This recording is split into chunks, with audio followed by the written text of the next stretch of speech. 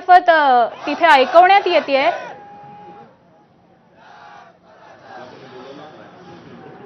पण तरीही आंदोलक हे कुठेतरी थांबण्याचं नाव घेत नाहीयेत। अर्धनग्न होऊन त्यांचं आंदोलन हे सध्या सुरूच आहे।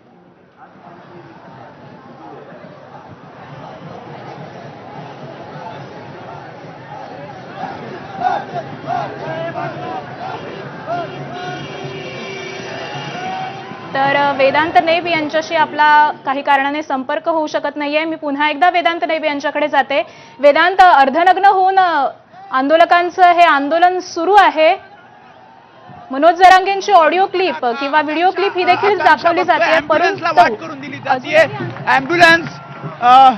ॲम्ब्युलन्स आपण बघतोय ही तिला मार्गस्थ करून दिलं, कारण जे कडून ही येत होती, जे हॉस्पिटलची ही ॲम्ब्युलन्स होती आणि ती आता मार्गस्थ करण्यात आलेली आहे। कारण पूर्णपणे इथे आंदोलक आहेत, सगळीकडे आंदोलक आहेत आणि त्यामुळे ट्रॅफिक जाम झाला। त्यामुळे रॉंग साईडनी ही ॲम्ब्युलन्स आता पुढे मार्गस्थ करण्यात आलेली आहे। नाश्ता इथे केला जातोय, आंघोळ इथे केली जाते आणि हा संपूर्ण रस्ता पूर्णपणे जाम करण्यात आलेला आहे।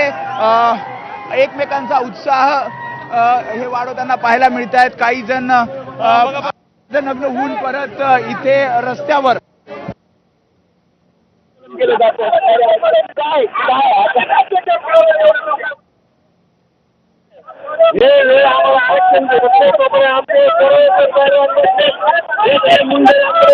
सर्व जे पैलवान बसलेत हे सगळे मुंडन आंदोलन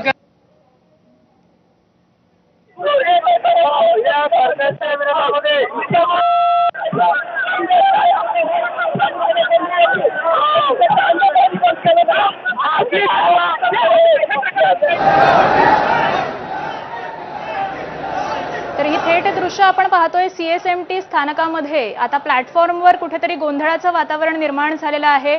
आंदोलक हे मोठ्या प्रमाणात इथं गोंधळ घालत आहेत। अगदी सकाळपासूनच हे वातावरण आपल्याला पाहायला मिळतंय।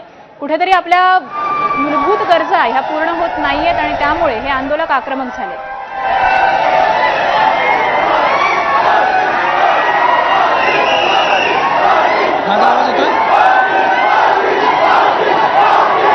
गाड्या नाही थांबवल्या, उतरतायत खाली उतरतायत ट्रेनमधनं उतरतायत, ट्रेनमधनं उतरतायत, ते ट्रेनमधनं उतरतायत, सगळे आंदोलनाच्या दिशेने जात आहेत। आवाज येतोय माझा? मला येतोय, आवाज येतोय। त्यामुळे CSMT स्टेशनवर कुठेतरी गोंधळाचं वातावरण निर्माण झालेलं आहे। अर्धनग्न अवस्थेत आंदोलक आक्रमकपणे आंदोलन करत आहेत। बसवर देखील आंदोलक काही चढल्याचं आपल्याला दृश्यांमध्ये पाहायला मिळतंय। त्यामुळे आता मनोज जरांगे पाटील हे देखील काय बोलणार आज, त्याकडे सगळ्यांचंच लक्ष लागलेलं आहे। मनोज जरांगे पाटील यांच्या आवाहनानंतर देखील हे आंदोलक थांबण्याचं नाव घेत नाहीयेत। त्यामुळे आज पुन्हा एकदा हे आंदोलक आक्रमक झालेले आहेत। CSMT परिसरामध्ये आता प्लॅटफॉर्मवर कुठेतरी गोंधळाचं वातावरण आपल्याला पाहायला मिळत आहे आणि याच संदर्भातली अधिकचे अपडेट्स घेऊयात आपले प्रतिनिधी निलेश बुधावले यांच्याकडून। निलेश,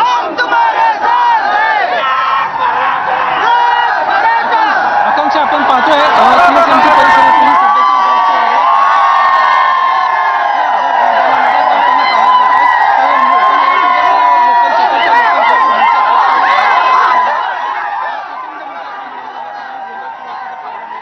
पोलीस बंदोबस्त मोठ्या प्रमाणात आहे, मात्र आंदोलकांची संख्या जी आहे ते हळूहळू वाढताना पाहायला मिळते आणि त्यामुळे ही सध्याची चित्र जे आहे आपण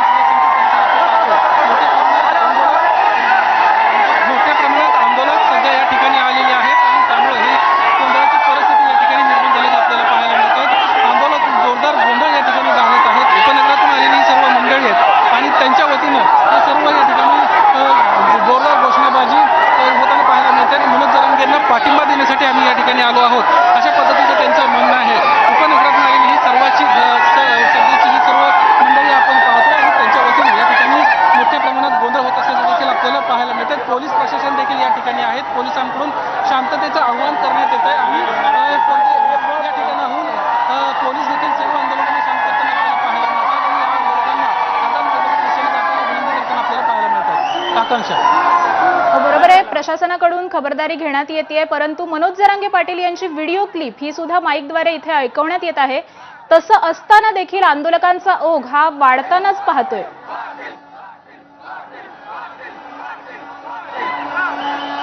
सातत्यानं मनोज जरांगेंनी देखील काल आव्हान केलं होतं की मुंबई बाहेर सरकार आपल्याला मदत करते, मात्र रात्रीच्या पद्धतीने गैरसोय झाली. त्यानंतर मात्र आंदोलकांची जी संख्या आहे ही वाढताना आपल्याला पाहायला मिळते. पोलीस या ठिकाणी आपण पाहतो, पोलीस देखील या ठिकाणी विनंती करतात, त्यांच्याकडून या ठिकाणी स्पीकर आणण्यात आलेले आहे. स्पीकरच्या माध्यमातून या ठिकाणी आंदोलकांना बाहेर जाण्यासाठी विनंती पाहायला